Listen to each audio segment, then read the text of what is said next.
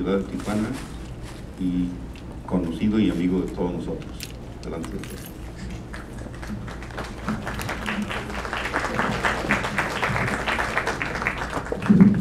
Muchas gracias a todos por su asistencia, gracias por la invitación, gracias también a Pfizer por el apoyo.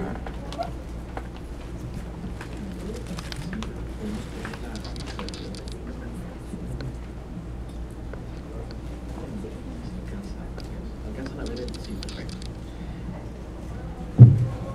Todavía no estamos recuperados del bombardeo de información de la pandemia sobre COVID-19, sobre este virus respiratorio. Cuando empezamos otra vez a hablar de otros virus respiratorios más, ¿no? Todavía estamos en periodo refractario absoluto de la pandemia y ahorita estamos volviendo a retomar, porque después de la pandemia, y esto se había observado desde antes inclusive, que algunos virus respiratorios, aparte del COVID, tienen importancia en los adultos, porque todos nos queda claro que el virus sincitial respiratorio es un patógeno frecuente en hospitalización de niños, ¿no? En niños es muy evidente y siempre ha sido importante en las últimas décadas, pero en adultos, ¿qué tanta importancia le damos al virus sincitial respiratorio? Y estudios epidemiológicos de frecuencia y prevalencia de virus sincitial respiratorio en hospitalizaciones nos muestran que es un patógeno frecuente. Y no solamente es un patógeno frecuente, sino que además tiene riesgo de complicaciones asociadas a pacientes mayores de 65 años. Así que ahorita le estamos prestando, y en los últimos 10 años, las publicaciones sobre el virus sincitial respiratorio en adultos han aumentado, y dado que no tenemos un tratamiento antiviral eficaz contra este virus, tenemos que enfocarnos a las medidas preventivas.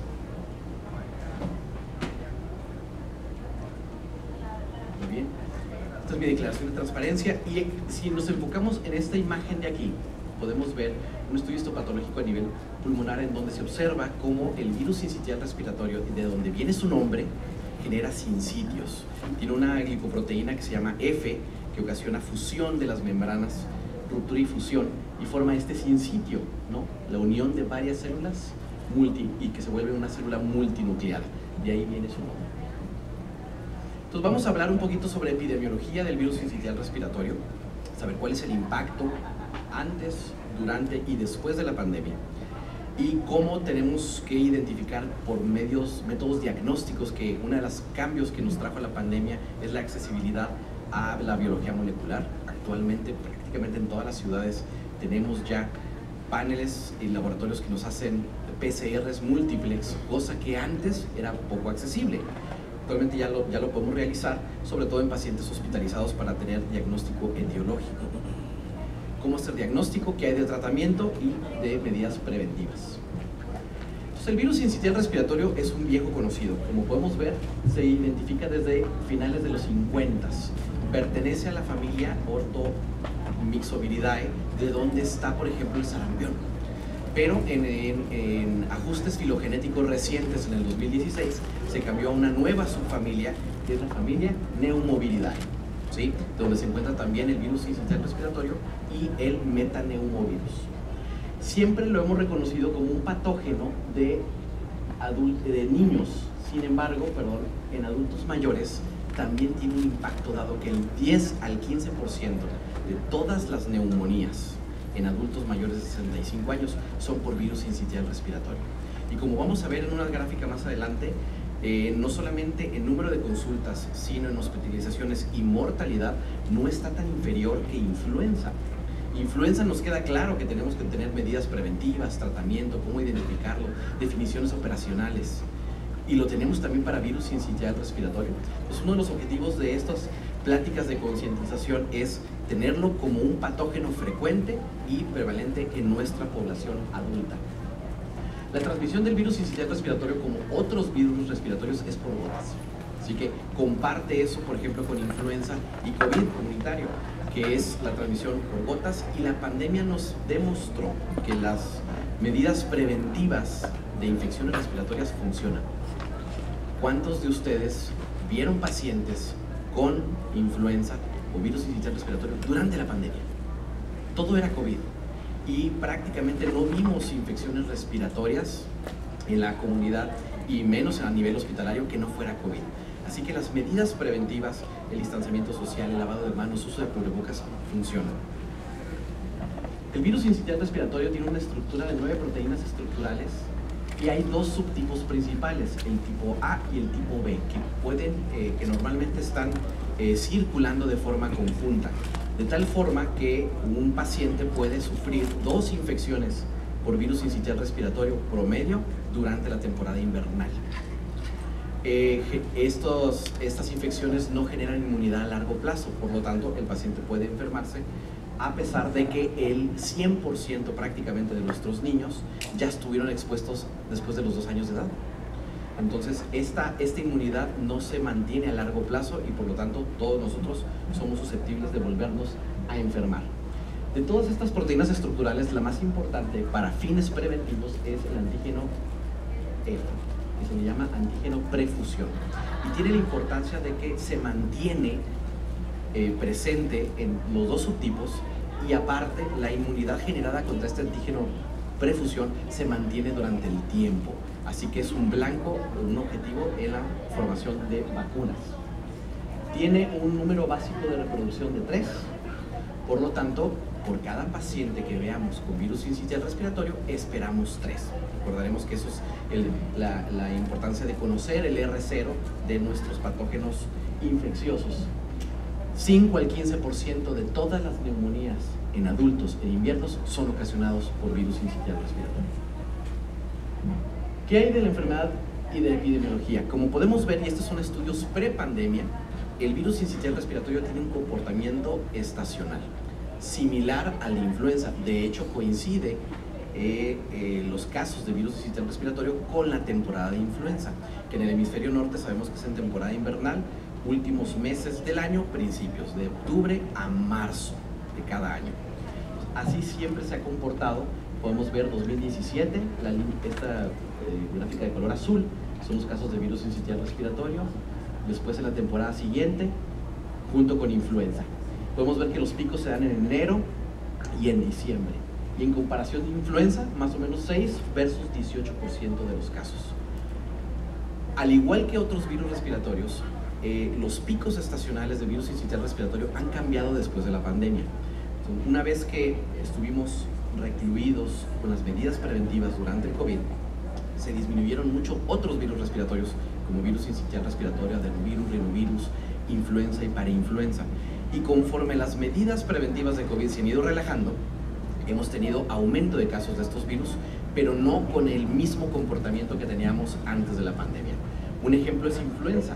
Influenza aumentaron los casos después de relajar las medidas de contención de COVID, pero no hemos logrado llegar, afortunadamente, a los casos de influenza que teníamos antes de la pandemia. Seguimos teniendo menos casos de influenza, pero no así otros virus respiratorios.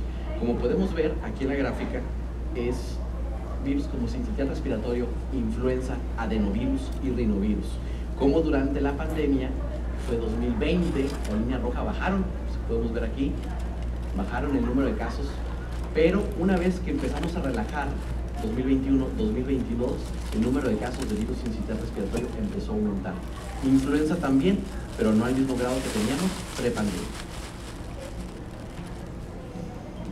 Si hablamos de números de infecciones, consultas, hospitalizaciones y muerte de virus sincitial respiratorio, podremos darnos cuenta que no son para nada despreciables.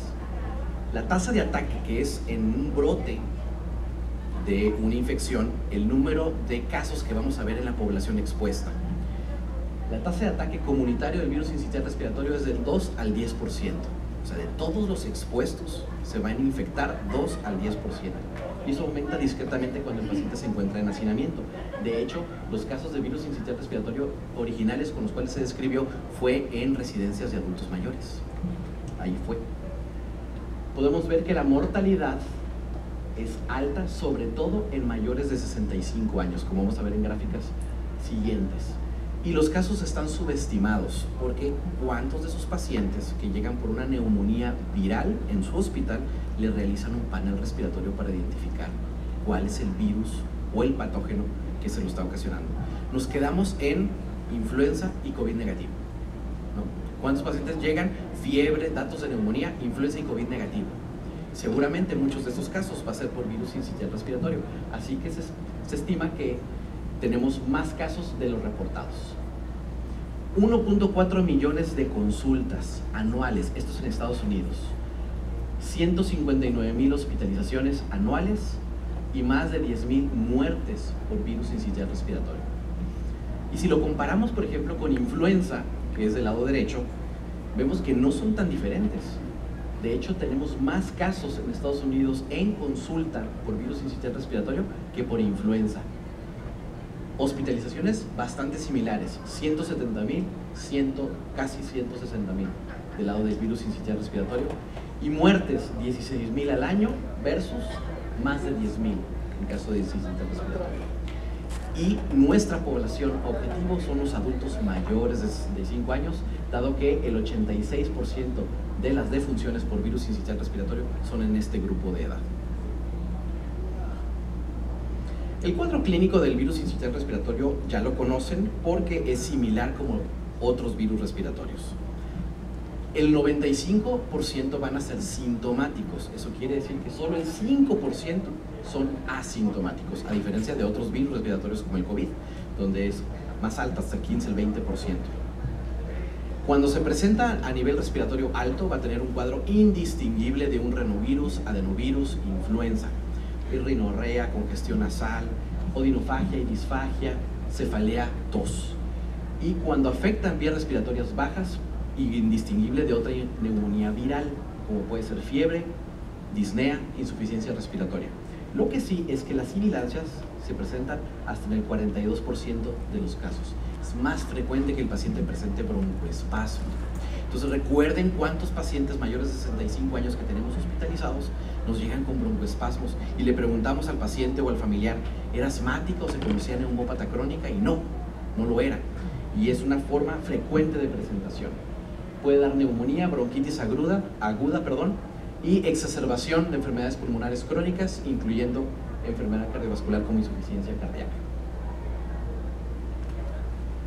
La edad es el factor de riesgo más importante para hospitalización y complicaciones por virus sincitial respiratorio.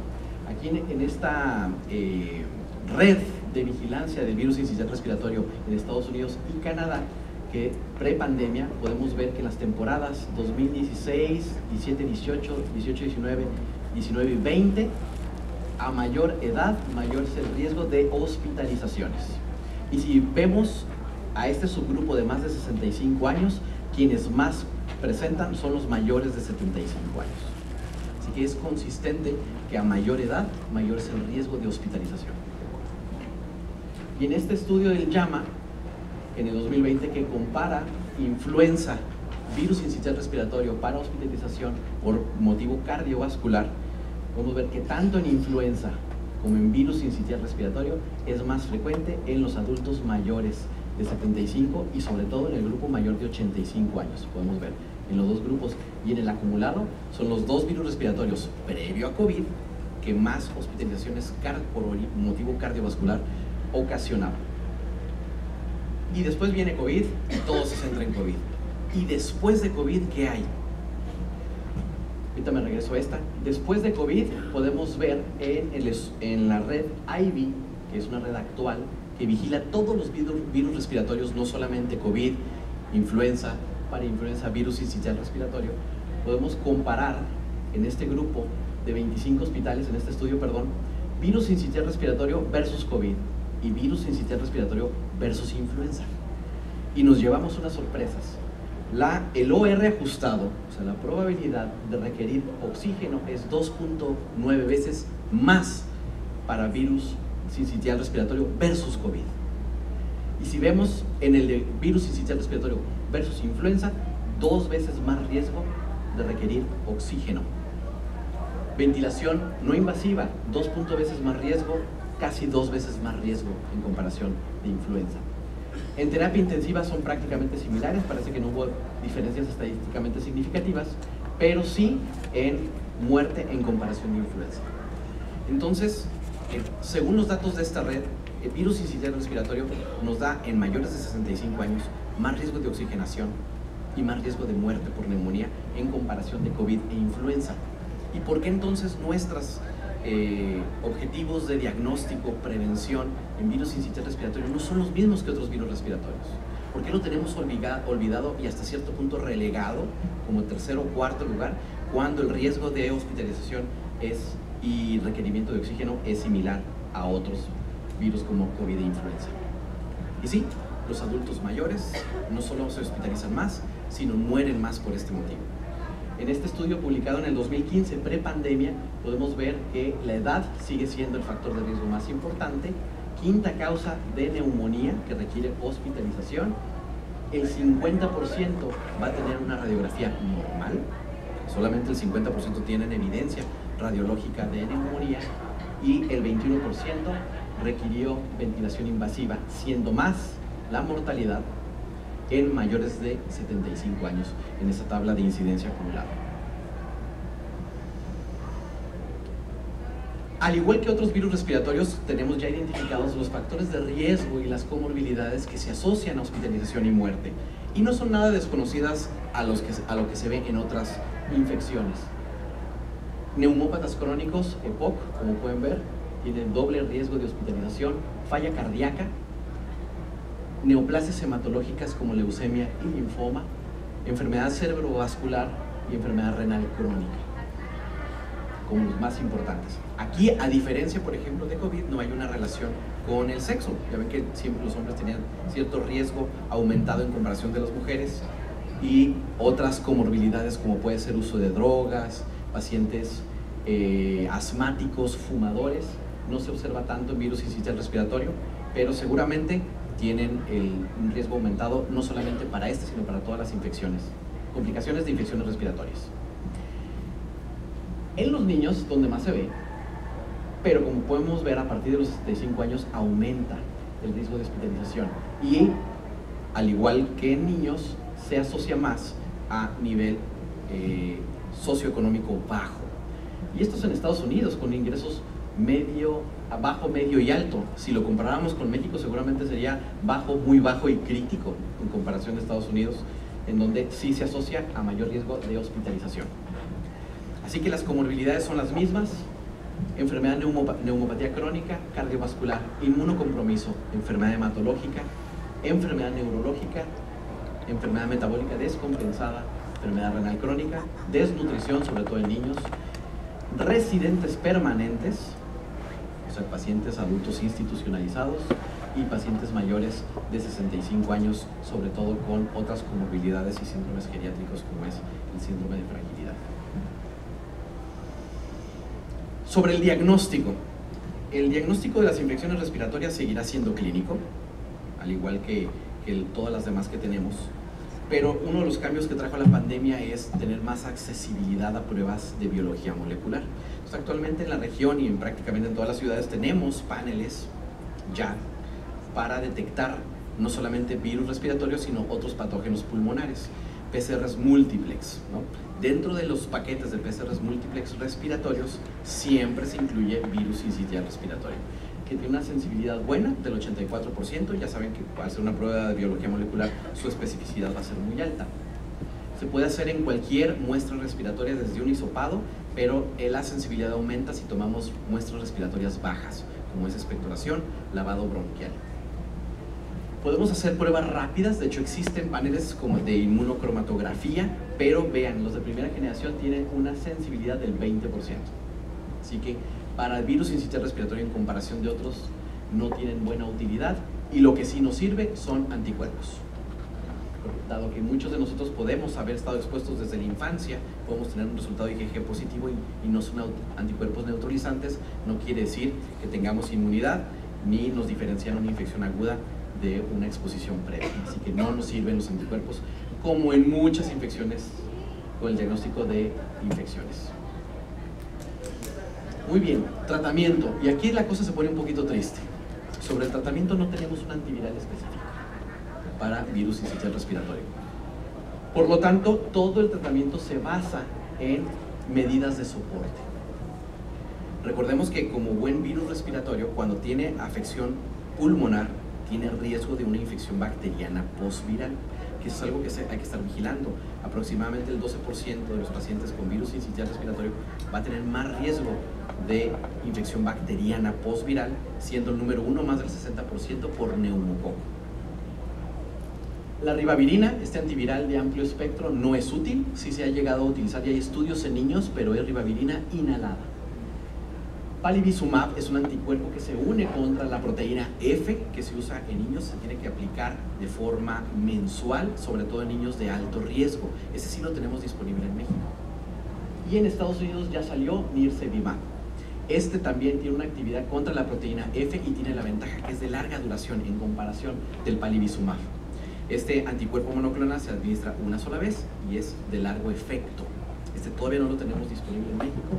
La indicación en Estados Unidos es en niños y en niños que tienen alto riesgo de complicaciones por virus sincicial respiratorio, prematuros, trasplantados, inmunosuprimidos. No hay que dar antibiótico de entrada, es un virus. Sin embargo, vigilar en la etapa postviral el riesgo de una sobreinfección bacteriana, pero ahí cambiaría la presentación clínica del paciente, cambiaría las características de la expectoración, leucocitosis, neutrofilia y una consolidación por estudio de imagen. El 12% va a tener una infección bacteriana postviral. Al no tener un tratamiento efectivo contra el virus sincicial respiratorio, tenemos que enfocar toda nuestra atención en las medidas preventivas. Y les decía yo al principio de la charla que la pandemia nos demostró que las medidas preventivas de contención de infecciones respiratorias funcionan muy bien. El uso de mascarillas, el distanciamiento social, lavado de manos, el disminuir el hacinamiento en actividades laborales y empezar a hacer el llamado home office. Algunos hasta nos gustó, ya no queríamos regresar a trabajar. Y a las empresas les demostró que el home office funciona, y ahorran recursos y no baja la productividad. Estas medidas funcionan y algunos hasta las extrañamos. Pasamos de no salir de nuestras casas sin cubrebocas a ya no usar cubrebocas prácticamente en ningún lugar. De hecho, no veo a nadie con cubrebocas puesto. O sea, les decía que quedamos en esta fatiga post-pandemia de relajar nuestras medidas de prevención. Pero definitivamente el COVID-19 vino a cambiar la forma en la cual atendemos pacientes, no atendemos pacientes sin cubrebocas. ¿Cuántos de ustedes no se quitan el cubrebocas durante la consulta ya? Cosa que antes de la pandemia no lo hacíamos. Así que muchas de estas medidas se tienen que seguir manteniendo. Medidas preventivas que funcionan. ¿Qué no funciona y qué no extrañamos? La medición de la temperatura a la entrada de los establecimientos sabemos que es una medida inútil, no funciona. Dado que muchos virus respiratorios no dan fiebre, podemos ser transmisores en etapas preclínicas, o sea, antes de presentar síntomas, menos aún medir la temperatura en la muñeca, ¿se acuerdan? Pues ahorita, haciendo memoria, cuántas cosas hicimos que no tenían evidencia. Los tapetes sanitizantes que se ponían a la entrada de cada lugar, obviamente no funciona, tampoco el sanitizar superficies al aire libre, increíble que lo hacíamos. El uso de mascarilla, ojo, sí funciona para el riesgo de salpicaduras, pero no como medida preventiva de infecciones respiratorias de forma sola. Tiene que ser siempre con uso de mascarilla. El uso de las máscaras como estas, con los filtros de larga duración, sí funcionan. El problema son las válvulas exhalatorias, que la mascarilla funciona en dos caminos, ya sea de forma preventiva para mí, y yo al usar el cubrebocas disminuyo la transmisión a otras personas, cosa que estas mascarillas no disminuían por la válvula exhalatoria. Y llevados al extremo de lo absurdo, el uso de guantes para disminuir la prevención de enfermedades respiratorias. Increíble. Y todavía los podemos seguir viendo en algunos pacientes que llegan al consultorio con sus guantes todos sucios, que no se lavan ni usan alcohol gel sobre los guantes. Entonces, estas medidas se tienen que mantener, pero también tenemos ya en puerta la prevención por vacunas. En Estados Unidos ya están aprobadas las 3, y esto es muy reciente porque la vacuna RNA de Moderna contra virus sincicial respiratorio fue aprobada este año. El año pasado se aprobaron las 2 opciones de vacunas, una bivalente y una adyuvantada. Aquí vemos los estudios de salida de estas 3 vacunas, donde vemos una eficacia bastante buena, arriba del 80% prácticamente para las 2 o 3 temporadas, tanto de la bivalente como de la adyuvantada. Hay que decir que estas vacunas todavía no las tenemos en México, faltan, ¿no? Pero ya están aprobadas en Estados Unidos con buena eficacia. Entonces tenemos estas dos ya en puerta. Una de ellas es la vacuna bivalente y la otra es la adyuvantada. La bivalente, ambas son contra la proteína F, ¿sí? Dosis única, intramuscular, con la indicación en adultos mayores de 60 años, y esta en particular, que es la bivalente en embarazadas. Y el objetivo de darles embarazadas al final del embarazo, en la semana 32 a 36, es que el producto se beneficie de la protección contra virus sincicial respiratorio en los primeros 6 meses de vida.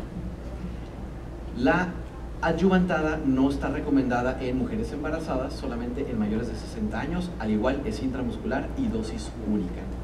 En México todavía no las tenemos, pero esto es algo de enero y febrero de este año.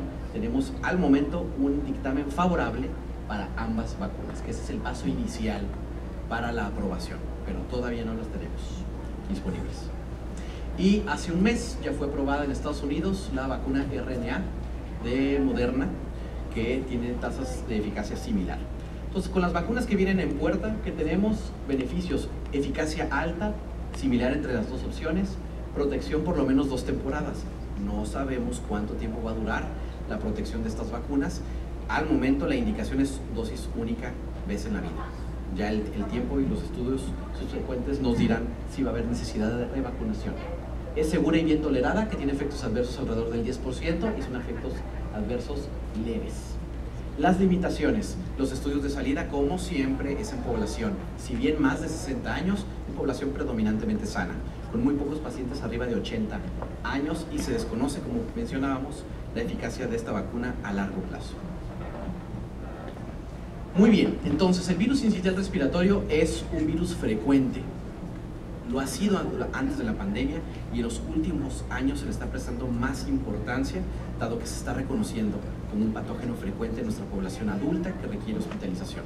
Por lo tanto, debemos de tener medidas de concientización a la población, de contención, o sea, medidas preventivas y tratamiento.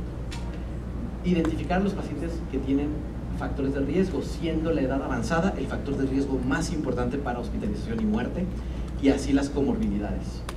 Siempre ver que todo paciente que tiene una neumonía viral hay que buscar la sobreinfección bacteriana posterior, no en la fase viral, sino en la fase posterior. Al no tener un tratamiento específico contra el virus sincicial respiratorio, tenemos que enfocarnos a las medidas preventivas. Continuar con las medidas preventivas que utilizamos en COVID y conocer las nuevas opciones que vamos a tener en puerta, como es la vacunación contra la proteína E, el antígeno F del virus sincicial respiratorio, en las dos opciones que vienen, que es la vacuna bivalente y la vacuna adyuvantada. Siempre la mejor estrategia va a ser la prevención. Así que de aquí en adelante a todos nuestros pacientes mayores de 65 años, considerar en nuestro ejercicio diagnóstico que el paciente pueda tener COVID, influenza o otro virus respiratorio como es el virus sincicial respiratorio. Muchas gracias.